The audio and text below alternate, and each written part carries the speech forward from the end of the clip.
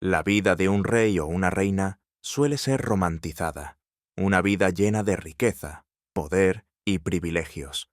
Nos imaginamos que no les faltaba nada, que sus vidas estaban bendecidas por la influencia divina y que reinaban supremos sobre sus súbditos, ajenos a las preocupaciones cotidianas.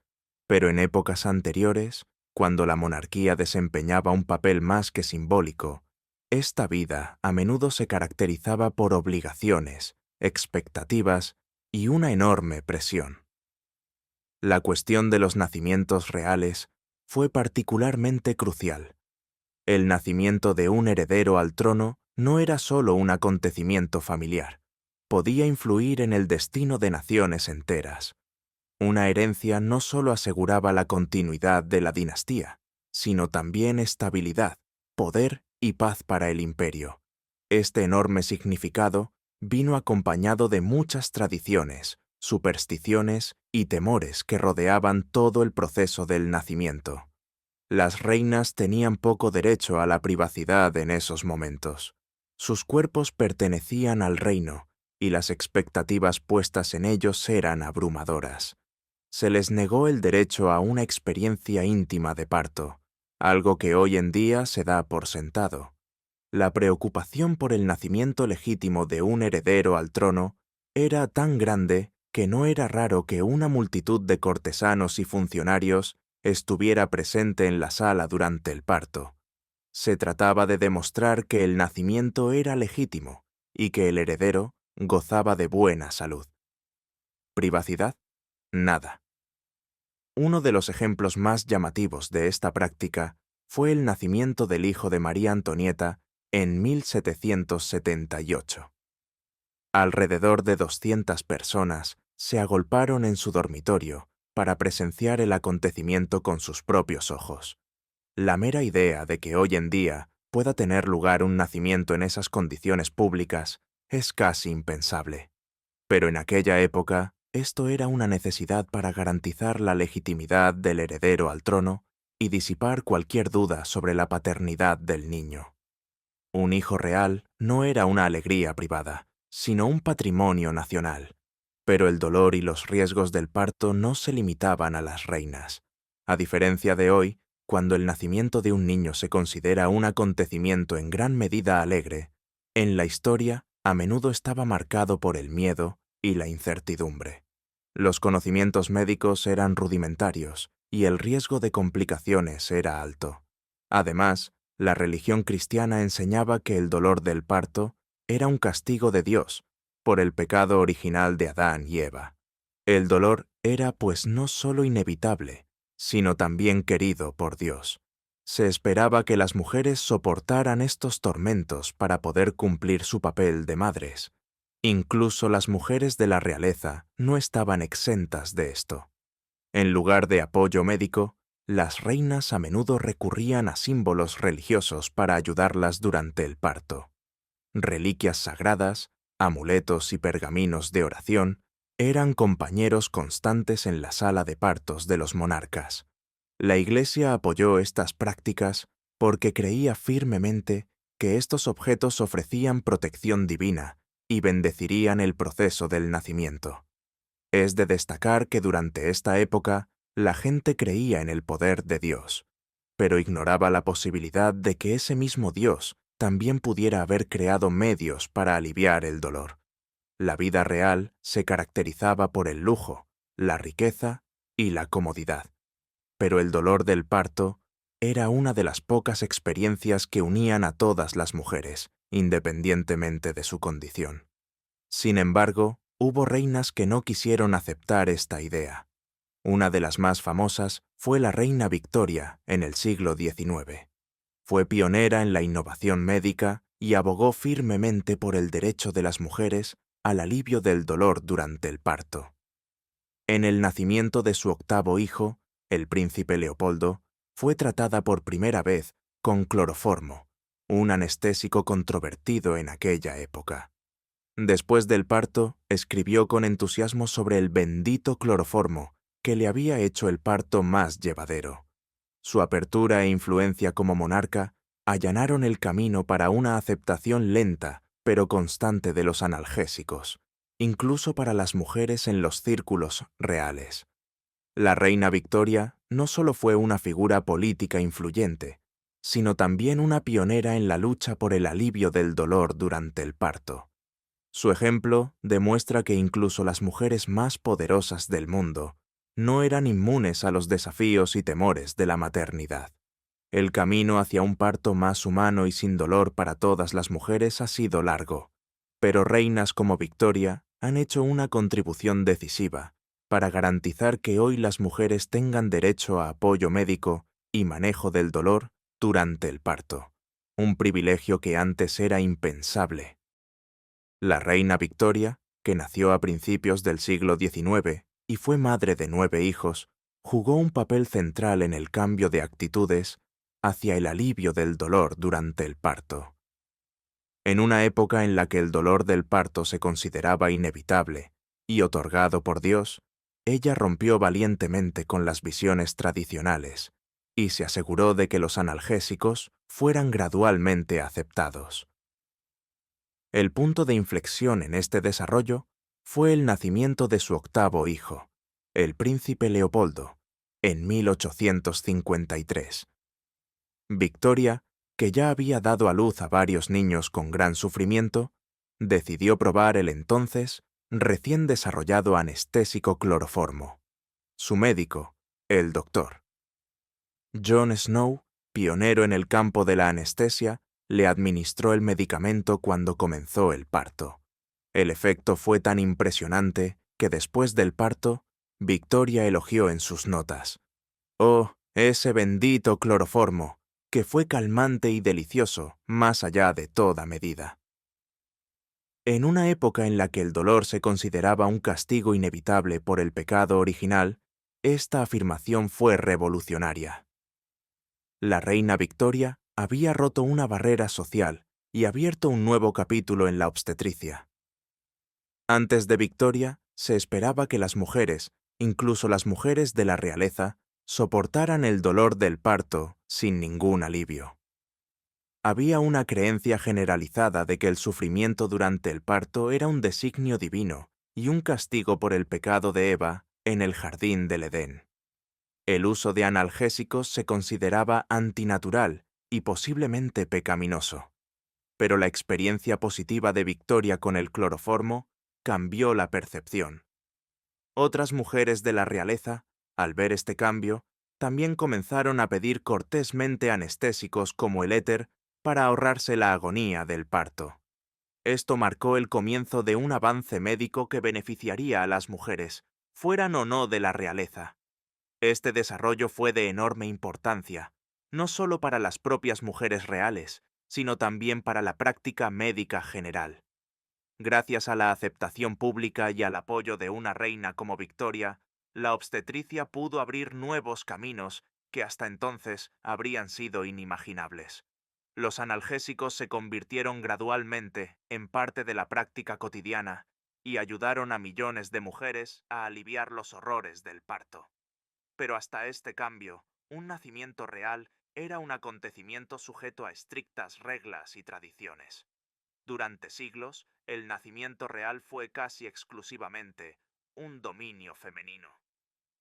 Las parteras, damas de compañía y enfermeras desempeñaron un papel central en la supervisión del proceso del parto.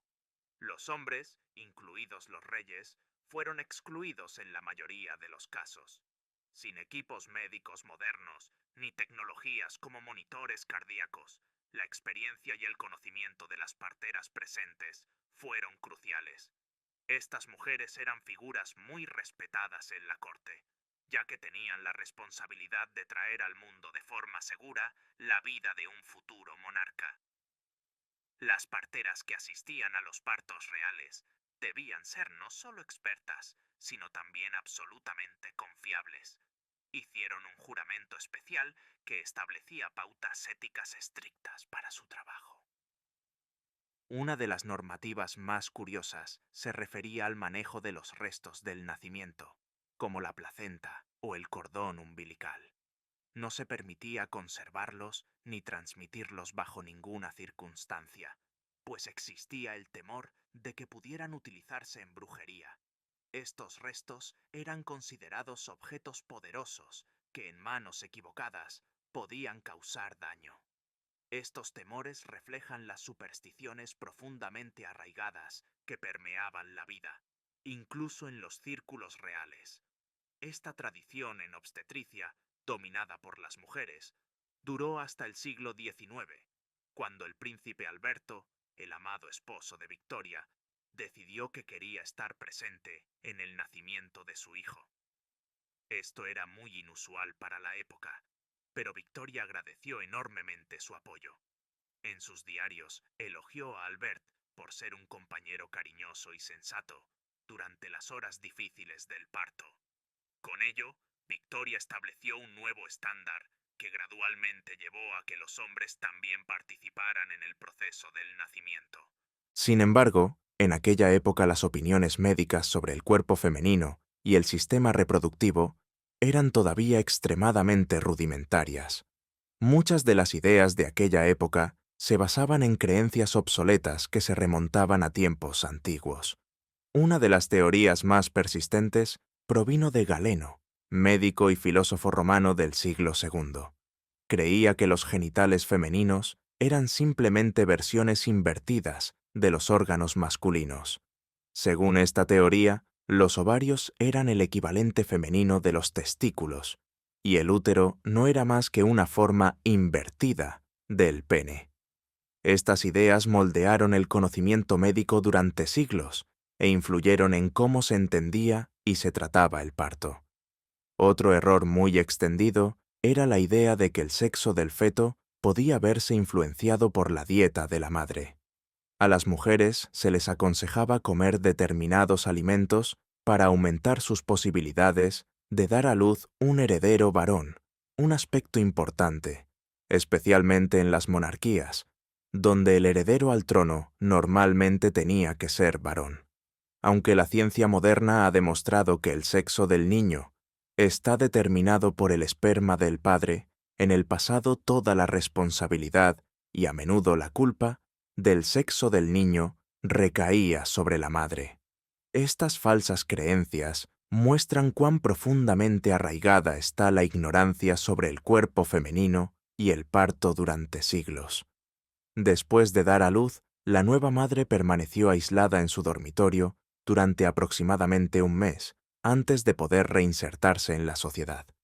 Este período, también conocido como período posparto, sirvió tanto como período de recuperación física como de purificación espiritual. Antes de que la mujer reanudara sus deberes reales, tenía que ser bendecida y purificada simbólicamente por un sacerdote. Este ritual se consideraba necesario para restaurar a la madre a un estado puro después del caótico y físicamente estresante proceso del parto. Si bien durante ese tiempo la madre permaneció en gran medida en segundo plano, el recién nacido fue el centro de la atención pública. El bautismo solía realizarse inmediatamente después del nacimiento, una ceremonia importante que, sin embargo, tenía lugar sin la presencia de la madre. El período posparto de la madre era un momento en el que se suponía que debía recuperarse de la tensión del parto, ya que las mujeres de la realeza temían especialmente el dolor y los riesgos del parto. Para facilitar el proceso del parto, a menudo se creaba un cinturón especial para las mujeres de la realeza. Este vendaje, decorado con hilo de plata, tenía como finalidad dar soporte a la mujer durante el parto y aliviar el dolor. Incluso se creía que el cinturón estaba imbuido de la bendición de Dios. Este llamado cinturón sagrado o cinturón virgen se usaba durante el período posparto. Algunos de estos cinturones también estaban decorados con piedras de jaspe, que se creía que favorecían el nacimiento de un niño sano. Ya a principios del siglo XVI se hablaba de este tipo de cinturones de nacimiento. Los registros históricos muestran que la reina Leonor, esposa de Enrique III, usó un cinturón de este tipo durante el nacimiento de su cuarto hijo para asegurar un parto exitoso. En frescos antiguos, como el nacimiento de la Virgen de 1365, se ve a una nueva madre rodeada de sus damas de compañía mientras bañan al recién nacido y el cinturón sagrado pasa a otra mujer. Aunque el nacimiento de niños en la familia real era a menudo un acontecimiento público, el embarazo en sí permanecía rodeado de muchos secretos y temores. En el pasado, el parto se consideraba una actividad extremadamente riesgosa, y tanto las mujeres ricas como las pobres estaban expuestas a peligros de complicaciones o de muerte durante el parto. Si bien no existen registros médicos precisos de este período, la opinión general es que 1 de cada 3 nacimientos podría resultar en la muerte de la madre. Sin embargo, un estudio de Rachel Podd, publicado en 2020, estima que la mortalidad entre los nobles ingleses en la Edad Media, entre 1200 y 1500 después de Cristo, fue de aproximadamente 1 de cada 20 nacimientos. Si bien esto representa un riesgo menor del que a menudo se supone, todavía era considerablemente mayor que el de hoy.